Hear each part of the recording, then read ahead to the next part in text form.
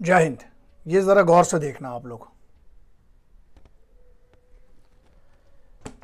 यह है कारगिल कलश। अब आते हैं उस मुद्दे पे। कोई एक बंदा है, एक पार्टी का है, कांग्रेस का है, शायद पार्षद है ना, उसकी क्लिप आई है। पहली बात तो ये है कि अपन को ये नहीं पता कि वो क्लिप ओरिजिनल है कि नहीं है, लेकिन जो भी बंदा है हरामखोर है, नालायक है। उसने ये कहा है अपनी क्लिप में, ऑडियो क्लिप में, दो हरामखोर, नमक हराम, गद्दार इस देश के बात कर रहे हैं। एक ये कहता है कि लद्दाख के 1000 टुकड़े होंगे। सपना देखना बहुत जरूरी है, लेकिन जब ये बात कर रहे हैं मुझे लग रहा है जाग रहे होंगे। तो जागते हुए ज्यादा सपने मत देखो बे, है ना, क्योंकि फिर टूट जाएगा। दूसरी बात ये कहते हैं कि कारगिल को पाकिस्तान से मिला देंगे। ऐसा है लल्ला, 3500 से ज्यादा आतंकवादी और 3500 से ज्यादा, और उसके अलावा उनकी पूरी की पूरी आर्टिलरी सपोर्ट के साथ उनकी पूरी की पूरी आईएसआई लगी हुई थी, जिसके पीछे, कारगिल के पीछे द्रास सेक्टर। तुमसे अगर पूछ लेंगे ना, तुम लोग जो इतनी बड़ी बड़ी बातें करते हो, बकैती जो करते हैं, एक सबसे बड़ा मैटर यह है कि तुम लोग जो इसको बड़ा मजाक से समझते हो, हिंदुस्तान के टुकड़े होंगे। हाँ, बनी बात है, इस पर राष्ट्रद्रोह सीधे लगाओ, उठाओ इसको। जिनकी यह मानसिकता है हिंदुस्तान के लिए, वो कानून का काम है, कानून को ढंग से पेलना चाहिए इनको। पहली बात तो ये हो गई। दूसरा मैटर ये है, तुम कारगिल को मिलाने की बात कर रहे हो। ये जो दिखाई है ना फोटो, ये है कारगिल कलश। इसमें कारगिल के शहीदों की, उनकी राख है। मेरे घर में पूजा की जगह पर रखा जाता है। और रही बात चीनियों की, मैं यही करता हूं, छोटे छोटे मुद्दे हो जाते हैं, तो जो मेन मुद्दा है ना अपना चाइना, उससे नहीं भटकना है। उस पर बहुत तैयारी से आऊंगा। 4 दिन और रुको, 4-5 दिन, पूरा 62 का भी नहीं, और पीछे जा रहा हूं मैं। उस पर करेंगे अपन पूरी बात। ये बकैतियां चल रही हैं, जो ये बड़ी बड़ी बात कर रहे हैं। देखो, फौजी अगर जनरल साहब हैं, वो लोग बात करते हैं तो बात समझ में आती है। ऐसे ऐसे लोग, अब तुम लोग फौज की स्ट्रेटजी की बात कर रहे हो, सुन के हंसी सी भी आती है। किस टाइप की बातें हैं बे, और किस टाइप की बातें कर रहे हो आप लोग? मतलब आप अब हिंदुस्तानी फौज को बताएंगे, Indian armed forces, army, navy, air force को अब आप बताएंगे कि उनको क्या करना चाहिए?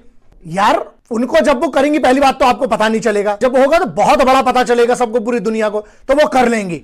आपको लगता है शहादतें वेस्ट जाएंगी? मजाक नहीं है साहब। आप तो बाहर वाले हो तो आपको बुरा लग रहा है।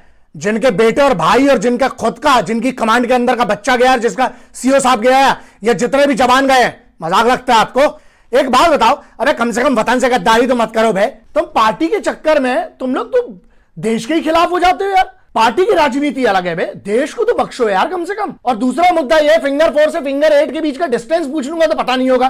कारू कहां, ये नहीं पता होगा। तो मैं 3 टिप के बारे में पूछ लूंगा, पता नहीं होगा। 15 कोर कहां पर है, वो पता नहीं होगा। फिंगर 4 के पीछे पोस्ट है कि नहीं है, वो तुमको पता नहीं होगा। फिंगर 4 से लेके 8 के बाद कोई चाइनीज पोस्ट है, वो भी नहीं पता होगा तुमको। यार, जो करना है आप लोगों को, आपका धंधा है राजनीति, करिए। फौज को उससे बाहर रखिए अपनी राजनीति से। इंडियन आर्म्ड फोर्सेस को उनका काम बहुत अच्छे से आता है और वो करते आई हैं। चाइनीज आर्मी को डील कर लिया जाएगा, आप लोग उसकी चिंता बिल्कुल मत करो, ठीक है। लेकिन मुद्दा आता है, जो ये देश के अंदर बैठे हुए गद्दार है ना, ये मालूम है कौन लोग हैं? जो बात करते हैं कि लद्दाख के 1000 टुकड़े होंगे। बेवकूफ, तुम कहते हो कि कारगिल को पाकिस्तान से मिला दो। तुमसे बड़े, बहुत बड़े चमन, बहुत बड़े तुम हो, समझ गए ना? बड़ी वाली गाली चुन लो अपने लिए खुद।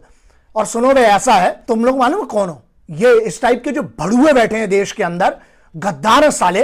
और गद्दार मैं ये कहता हूं कि इसलिए गद्दार है क्योंकि ये जो कर रहे हैं सेडिशन एक्ट के अंतर्गत है। ये गलत बात कर रहे हैं मेरे वतन के खिलाफ। वतन को तोड़ने की बात कर रहे हैं, वतन को अंदर से तोड़ने की बात कर रहे हैं। दुश्मनों से तो लड़ लेंगे, अंदर वालों का क्या है? और दूसरा एक बहुत बड़ा मैटर, ये वो कुत्ते हैं साले जो गाड़ी के पीछे दौड़ सकते हैं, लेकिन चाबी जब तुम दे दोगे तो चलाते नहीं बनती इनसे।